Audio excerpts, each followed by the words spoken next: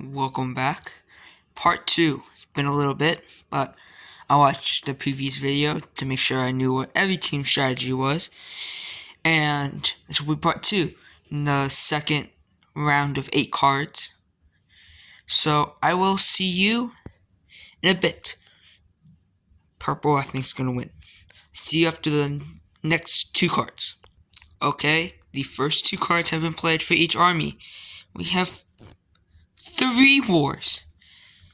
Purple moves the army from Athens. You remember that little tiny army there? Well, now it's going probably for Africa. The ring is being taken back by blue. Orange trying the hardest to try to get Warsaw. They have a good army there.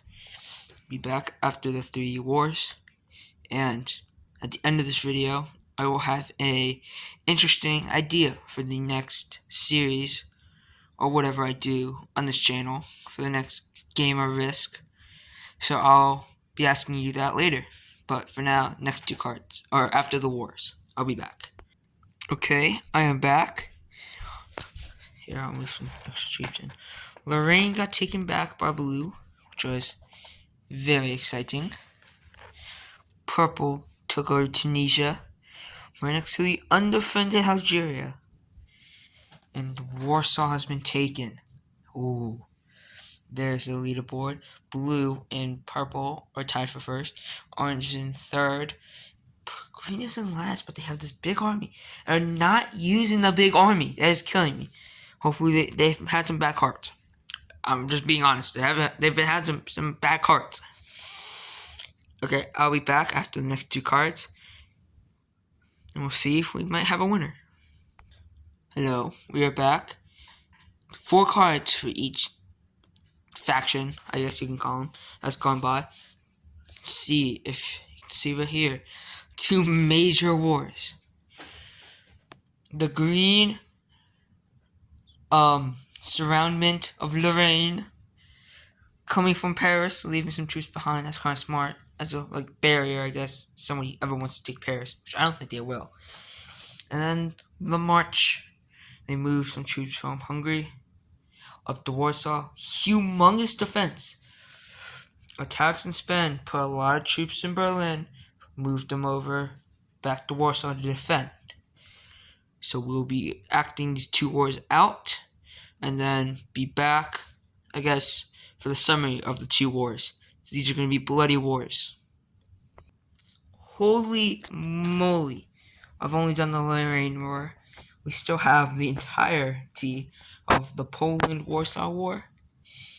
But look at the casualties. Green lost a solid amount of troops. Blue lost an army. So we'll be placing all the blue troops. Make sure I don't lose any. The blue bull. All the green troops. To the green bull. But some key. Zurich has been left undefended because they fortified some troops to try to block that, obviously. Berlin. What are you doing, Berlin? That is defended. But they can't even attack. They have no siege engine.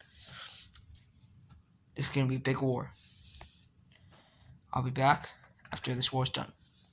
We are back after the Poland War. You can see there's a big army there. No deaths for orange. Only for purple. Oh my god. We'll just dump those troops real quick. This might be the end for purple. They were quick expansions. Very hard time redeploying. Have enough money. They have a lot of money. Will they be able to spend that money though? Is the question. We will be back after the next 2 cards, which are the next to last 2 cards of this episode. Or video, whatever you want to call it. I'm gonna have to say probably Orange is gonna clutch up, but they gotta protect Berlin. Once Berlin goes, entire wall. Just gone. Everything's gone. I'll see you after the next 2 cards. Okay, we're back. 2 cards later. 3 wars again. 4 wars. War number 1. Green attack purple. Orange attacked purple. Green attacked blue. Green attacked orange. Lots of purple on green attacking. Trying to really raise up that crown mark. I'll see you after each individual war. This looks like really domination. Easy, no casualties. Blue, of course, losing their troops. That was really easy. They just really blew them out of the water. Now we're going for the Berlin, then probably the Tunisia war, and of course the big one, Hungary. There's a big army there. They could push back. See you after the Berlin War. We are back after the Berlin War. It was really quick. I just accidentally threw all the troops in the bucket. But no casualties for green. Casualties for orange only. The third war green's in. We will be doing, and then of course the big war. We'll be back after this kind of small Tunisia war. I don't think anyone saw this. Tunisia held. Massive casualties. Purple didn't lose much. Green lost a good amount. Now the war everyone wants to see. Hungary. I'll be back after this Hungary war. We are back. Orange not losing much. They get hit heavily by cow. Oh, that feels bad. Purple is just losing their crowns. Orange is back up there. 3-way tie. If I had to choose a winner, I'd probably choose like green at this point. They're kind of actually too expanded, honestly. They can be really taken over by blue. Or blue again. It's broken up into 2 parts. But purple gonna make a big push. Move the troops back. Really have nothing down here. But we'll see the last 2 cards for each army, and then after all wars, if there are any wars after the last 2 cards, I'll do those. And then the interesting idea that I have after this year's series is over. So we'll play the last 2 cards, and I'll be back after the last 2 cards of this video. We are back. Tensions are rising. Green spent a lot of money to build up some pretty solid armies. Blue has this massive horde ready. Maybe go for a big push into green. Make sure this game doesn't end that quickly. But purple's last effort in the game. I think if purple has no coins, I think if purple loses this fight, we even get to whittle down to like maybe like 2 footmen, maybe like a siege engineer or something like that. Could be a game for purple. Purple is on the decline. It's going to be a massive war. It's the only war of this turn. So I will be doing the war, and I'll come back with the casualties. It's going to be crazy. Been big. Going to be a big, big war. The war is over. I would say this is basically close to game for purple. They have lost so many troops right here. Oh, going back into the bucket. Oh, every single one. Orange lost like none. Like, what the heck? The 5 cavalry really dealt damage.